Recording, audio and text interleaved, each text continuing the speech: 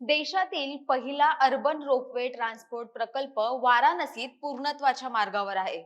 असाच प्रकल्प मुंबईत देखील उभारण्यात यावा अशी मागणी आता समोर आली आहे.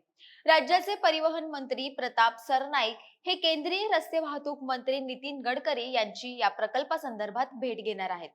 पाहुयात काय आहे हा प्रकल्प, या प्रकल्पाची मुंबईत नेमकी आवश्यकता काय. नमस्कार, महा एमटीबी मध्ये आपलं स्वागत. मी गायत्री श्रीगोंदेकर आणि कॅमेरावर आहेत नितेश काळे. केंद्रीय मंत्री नितीन गडकरी यांनी गेल्या वर्षी राष्ट्रीय रोपवे विकास कार्यक्रम सुरू करण्याची घोषणा केली, ज्याला पर्वतमाला प्रकल्प म्हणून देखील ओळखलं जातं. या प्रकल्पाचं उद्दिष्ट पुढील 5 वर्षात 1.25 कोटी रुपये खर्चून 200 रोपवे प्रकल्प विकसित करण्याचं आहे.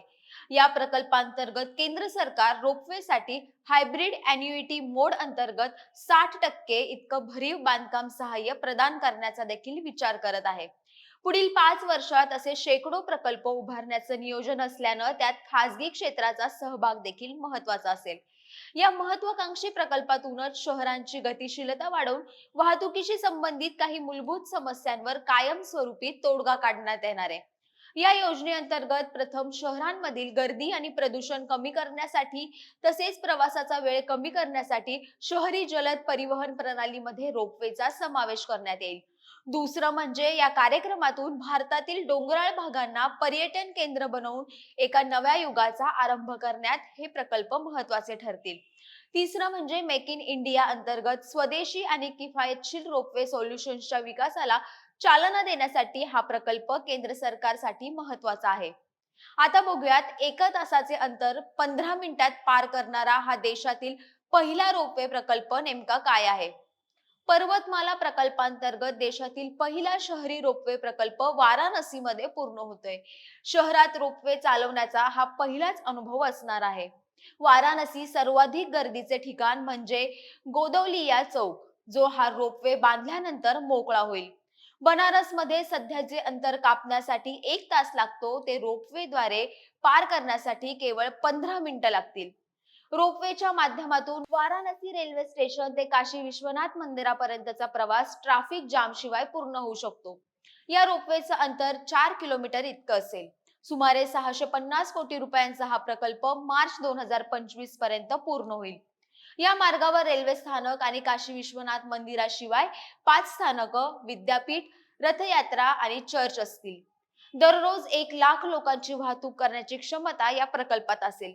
आता पाहूयात की मुंबईसाठी हा प्रकल्प महत्त्वाचा का आहे. आज पालघर पासून रायगड जिल्ह्यातील उरण पेण पर्यंत पसरलेल्या एकूण एमएमआर क्षेत्रामध्ये नागरीकरणाचा वेग प्रचंड वाढतोय. या भागात अनेक मोठे पायाभूत सुविधा प्रकल्पांची कामं प्रगतीपथावर आहेत. मात्र रस्ते वाहतूक, रेल्वे, मेट्रो यासारख्या सार्वजनिक वाहतूक सेवावर दिवसेंदिवस पडणारा ताण लक्षात घेता भविष्यात केबल कार सारखी हवाई सेवा विकसित होणं देखील तितकंच आवश्यक आहे. त्यासाठी या प्रकल्पाचं सर्वेक्षण करून विकास आराखडा तयार करणं देखील गरजेचं आहे. यासाठी केंद्रीय रस्ते वाहतूक मंत्री म्हणून नितीन गडकरी यांची विशेष परवानगी देखील आवश्यक आहे. हीच परवानगी मिळण्यासाठी आणि मुंबईसाठी या प्रकल्पाचं महत्त्व सांगण्यासाठी राज्याचे परिवहन मंत्री प्रताप सरनाईक हे केंद्रीय मंत्री नितीन गडकरी यांची भेट घेऊन सविस्तर चर्चा करणार आहेत. आधुनिक तंत्रज्ञान आणि पाश्चात्य देशातील यशस्वी झालेल्या नाविन्यपूर्ण प्रकल्पाचा अभ्यास करून वाहतूक समस्या सोडवण्यासाठी ठोस प्रयत्न करणं ही आज काळाची गरज आहे. यासोबतच मुंबईत येणाऱ्या पर्यटकांसाठी हा प्रकल्प देखील महत्त्वाचा ठरणार आहे. सागरी किनारा, खाडीचा प्रदेश, एलिफंटा सारखी प्राचीन लेणी, माथेरान सारखं थंड हवेचं पर्यटन स्थळ, संजय गांधी राष्ट्रीय उद्यान, तुंगारेश्वर वन्यजीव अभयारण्य यासारखी हरित चादर जतन करून एमएमआरडीए क्षेत्रात वाहतूक व्यवस्थेमध्ये सुधारणा करण्यासाठी हा प्रकल्प महत्त्वाची भूमिका बजावेल. या प्रकल्पाविषयी तुमची काही मतं असतील तर ती आम्हाला कमेंट बॉक्समध्ये नक्की कळवा.